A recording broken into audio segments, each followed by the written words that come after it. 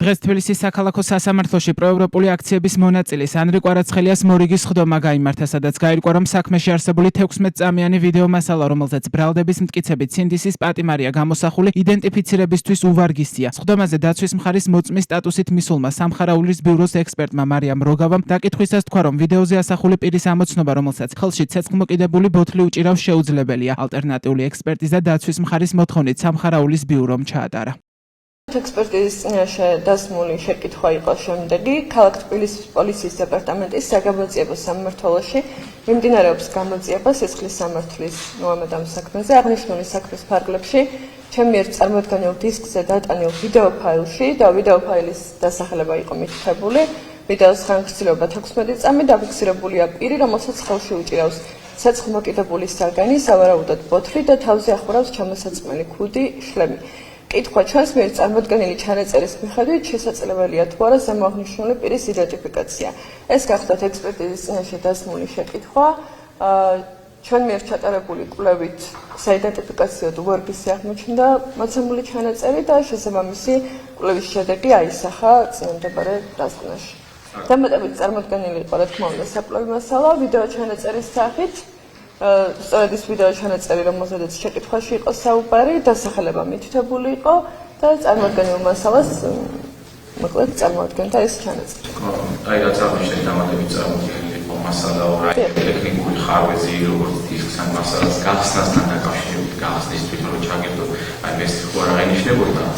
არანაირი ხარვეზი არ ჰქონია, ასეთის არსებობის შემთხვევაში აუცილებლად მიეთითებოდა დასკვნაში. დაცვის მხარის კითხვებზე პასუხისას გიგაურმა ასევე თქვა, რომ კვლევის უმაღლესი მეთოდით კრიმინალისტიკური პროექტისთვის განკუთვნილი პროგრამული უზრუნველყოფის მეშვეობით განხორციელდა. რა პროგრამით, რა ტექნიკური საშუალებით, რომელი ტექნიკური საშუალებით და რომელი პროგრამით იქნა აღნიშნული კვლევა თქვენს მიერ ჩატარებული, რის ფარგლებში ის პასუხი გაიცით ჩემს დანიშნულებით. ჩვენ მიერ კვლევა ჩატარდა პროგრამული უზრუნველყოფა ამფითფაილის გამოყენებით. მოგახსენებთ ორი სიტყვით, ეს წარმოადგენს კრიმინალისტიკური კვლევებისათვის განკუთვნილ პროგრამულ უზრუნველყოფას, რომელიც შესაძლებლობას იძლევა, რომ კადრობრივი ანალიზი გაკეთდეს წარმოდგენილ ვიდეო ჩანაწერზე და ბიურო სწორედ ამ პროგრამას იყენებს ჩანაწერების გამოსაკვლევად.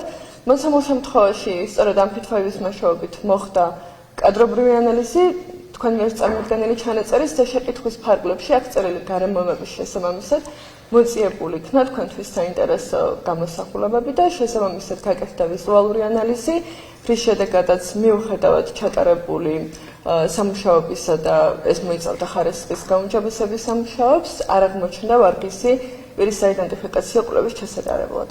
ანრი კვარაცხელია 5 დეკემბერს საკუთარ სახლში დააკავეს. ბრალდების მხარე ამტკიცებს, რომ კვარაცხელია რუსთაველზე მიმდინარე საპროტესტო აქციის დროს განსაკუთრებულ დავალებათა დეპარტამენტის თანამშრომელს თავს დაესხა და მოლოტოვის კოქტეილი ესროლა. ადვოკატი ლაშა ცუცქირიძე კვარაცხელიას საქმეში ბრალდების მხარის მიერ წარდგენილ მტკიცებულებებს ეჭქვეშ აყენებს. მისი პოზიციით ბრალდების მხარის ფოტო-ვიდეო მტკიცებულებებზე ექსპერტიზის დასკვნა სუბიექტურადაა დაწერილი და სათანადოდ არაა დასაბუთებული, რომ ყველა ფოტოსა და ვიდეოზე ერთი და იგივე პირი ანრი კვარაცხელიაა ასახული.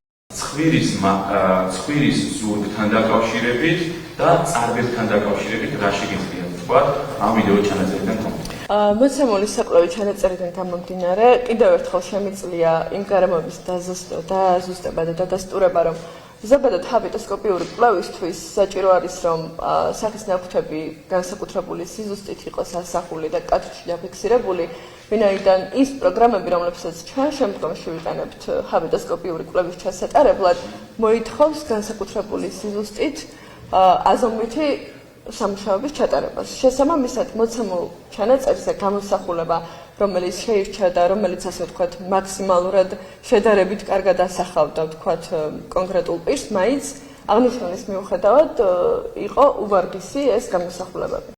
განსხვავებული პოზიცია აქვს ბრალდების მხარეს. პროკურორის შეფასებით ალტერნატიული ექსპერტიზის დასკვნა ნაწილობრივია. მისი განმარტებით დაცვის მხარემ მხოლოდ ერთი ვიდეოში ამოწმებინა, მაშინ როცა საქმეში 3 ვიდეოა. მისივე თქმით, ერთი ვიდეო ვერ დაამტკიცებს, რომ ვიდეო ჩანაწერზე არსებული პიროვნება ანზურ კვარაცხელია არა, ვინაიდან სამივე ჩანაწერი კომპლექსურად უნდა შეფასდეს. დღევანდელ პროცესზე ასევე განხილვის საგანი იყო, შეიძლებოდა თუ არა ტანსაცმელზე ჰაბიტოსკოპიური ექსპერტიზის ჩატარება.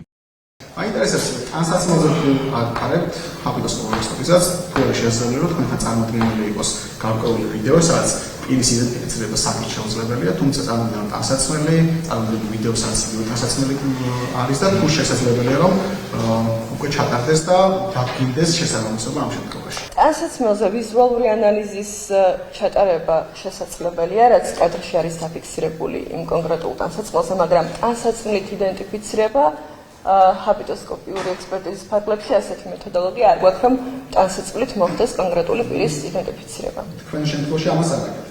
არა, შესაძლებელია მხოლოდ ვიზუალური ანალიზის ჩატარება, მაგალითად წარმოდგენილი იყოს კონკრეტული ტანსაცმელი ექსპერტიზაზე მატერიალური სახით და ასევე კადრში ვხედავდეთ ტანსაცმელს და შემდეგ ესენი შედარდეს და მსგავსება განსხვავებაზე შეიძლება შემდეგ ამის სხვა ვიდეო ჩანაწერი არ ყოფილა წარმოდგენილი და არც ტანსაცმელი ხო ესე? მხოლოდ ერთი ვიდეო ჩანაწერი იყო წარმოდგენილი. მაინტერესებს გაფართოება რა იყო ამ ვიდეო ჩანაწერის, რომელიც თქვენთან იყო წარმოდგენილი და ამ ამფეთვაი თუ შეძლებთ ამ პიქსელების დამატება ან რაიმე მსგავსი.